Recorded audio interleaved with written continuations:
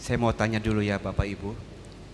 Siapa di sini yang ingin ditinggal atau dilupakan oleh orang-orang yang kita kasihi? Ya. Mungkin boleh angkat tangannya, coba saya mau lihat, ada nggak?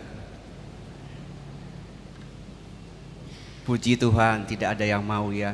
Ya, saya yakin bahwa tidak ada seorang pun di sini atau dimanapun ingin ditinggalkan atau dilupakan oleh orang-orang yang dikasihi. Mengapa? Karena hal ini sangat menyakitkan. Lebih menyakitkan jika orang kita kasih itu meninggal dunia. Makanya kalau orang bilang sakitnya tuh di sini ya. Jadi sakitnya di sini. Jadi kita ini bisa membayangkan bagaimana perasaan Yesus ketika ia bergantung di kayu salib dan ia berkata, "Allahku, Allahku, mengapa engkau meninggalkan aku?" Karenanya jika kita boleh kembali bertanya, benarkah Allah telah meninggalkan Yesus dan mengapa?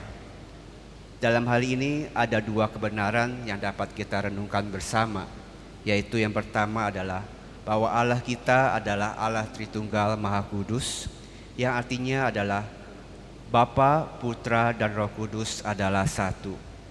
Itulah sebabnya di dalam kitab Kejadian dikatakan bahwa ketika Allah menciptakan manusia, Allah berfirman, Baiklah kita menciptakan manusia menurut rupa dan gambar kita. Kita artinya lebih dari satu. Jadi ini adalah tiga pribadi dalam satu Allah. Allah Bapa, Putra, dan Roh Kudus.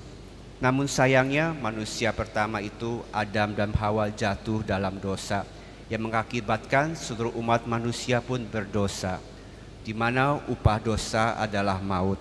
Itulah sebabnya kita semua pasti mati.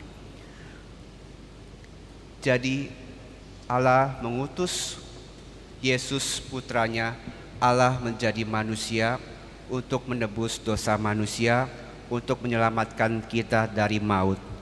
Jadi dengan kata lain, ini adalah misi Yesus datang ke dunia.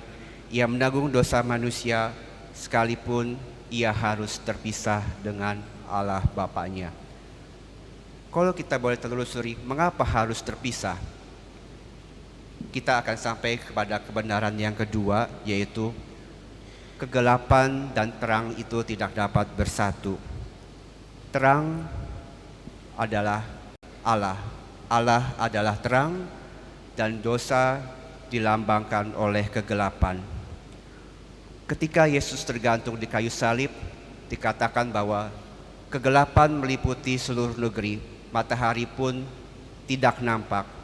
Hal ini ingin mengatakan bahwa dosa manusia itu begitu gelap, dosa manusia itu begitu berat, bahkan alam semesta pun menjadi gelap.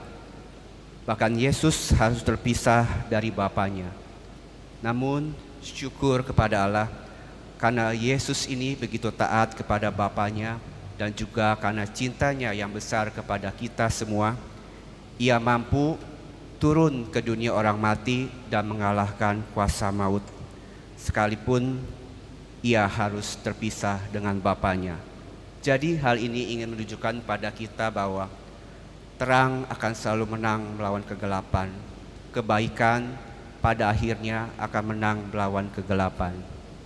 Bapak, Ibu, dan saudara-saudari yang terkasih, jadi inspirasi apa yang dapat kita petik sebagai keluarga Katolik di hari Jumat Agung ini? Kembali kepada pertanyaan saya di awal bahwa, dan ini juga menurut jawaban Anda semua, bahwa tiada satu orang pun yang ingin ditinggalkan, maka harapannya kita semua pun dalam keluarga harus menjaga keutuhan dan kesatuan hati dalam keluarga. Dan hal pertama yang harus kita lakukan adalah kita harus membenahi diri kita sendiri. Kita harus hidup dalam kekudusan, menghindari dosa, dan saling mengampuni. Hal ini perlu supaya di antara suami istri tidak ada lagi kebohongan, tidak ada lagi kemarahan, dendam, bahkan perselingkuhan. Demikian juga hubungan antara orang tua dan anak. Harapannya orang tua juga dan anak harus memiliki relasi yang saling mendengarkan, saling mengampuni, dan saling menghormati. Sehingga kita semua satu rumah itu akan merasakan damai. Orang satu rumah bisa betah, bisa hidup dalam tentram karena ada kasih dan ada damai dan pengampunan di dalam rumah kita.